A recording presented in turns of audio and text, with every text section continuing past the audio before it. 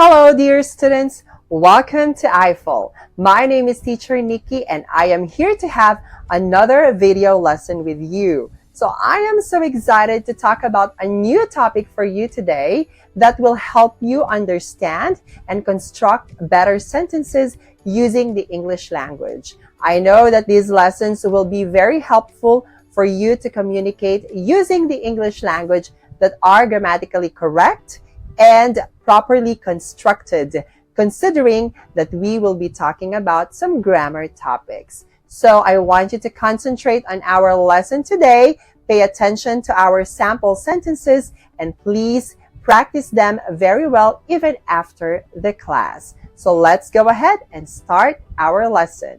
Let's go.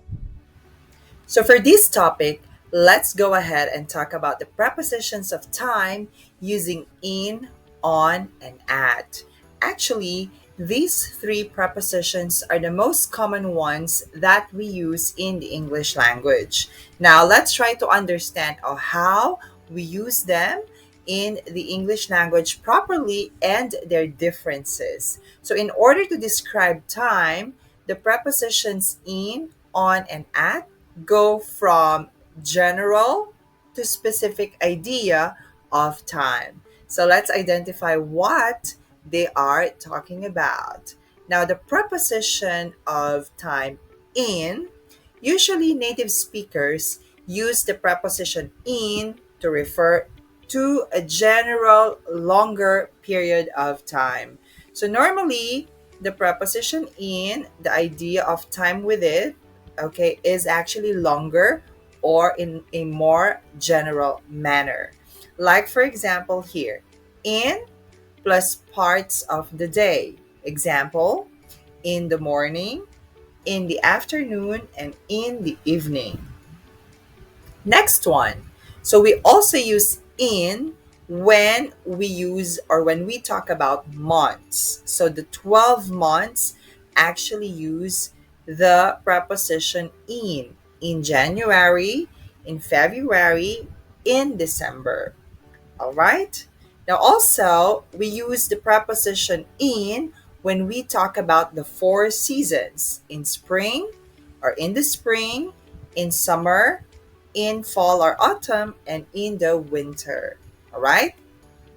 Now, we also use in when we talk about year or years in 1980, in 1990, in 1968.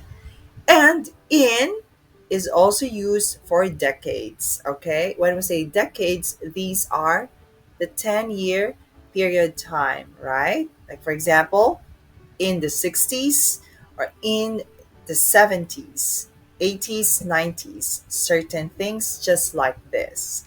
All right? Now, we also use in when we are talking about centuries, in the 15th century, in the 21st century, all right, and so on. We also use in when we talk about weeks, in a week, in 2 weeks. So these expressions actually pertain to like a future time.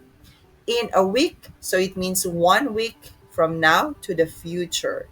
In 2 weeks, okay, so like for 2 weeks from now and in the future. Okay, now we also still have that in plus more period of time. Example, in the past, in the future, in the Middle Ages, in a few months, in a moment, in 3 hours. Now, we also use in when we talk about holidays. So example, in Easter holiday. Okay?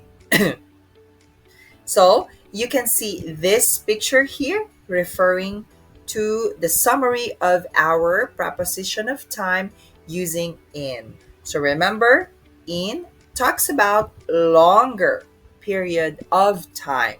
Okay? Now, moving forward, let's have on. Okay, so on plus the days of the week on Monday, Tuesday, Wednesday, Thursday, Friday, Saturday, Sunday, they use on. Okay, now we also use on when we talk about dates. So remember, dates has the month and the number, okay, of that date, okay? So, but if it's month plus year, we have to use in, okay? Examples here: on April 3rd, on 1st January 2013, on the 10th, on the first day, on the last day, okay? We also use on when we talk about holidays with day, okay? So remember, we use in when we talk about holidays. But in this case, if your holiday has the word day at the end, then we use on. Example, on New Year's Day, on Christmas Day, and on Easter Day, okay? Right. So, next one here is on plus specific days. Okay, more example. On my birthday, on holiday, on my wedding day, on that day. Okay? So, normally with the word day. Okay? Now, on plus day plus part of the day. Okay. Example, on Sunday mornings, on Friday afternoons, on Monday evening. Okay. We also use on for other time expressions. Example, on the weekend, usually for Americans. Okay. This is referred or used by Americans. On weekdays, on time, on a summer evening, on a cold day, on my lunch break. Okay. Right. So this is another summary of our preposition of time using on. So when we have the dates, which are the two common usages of on. We also use on when we're talking about holidays with the word day.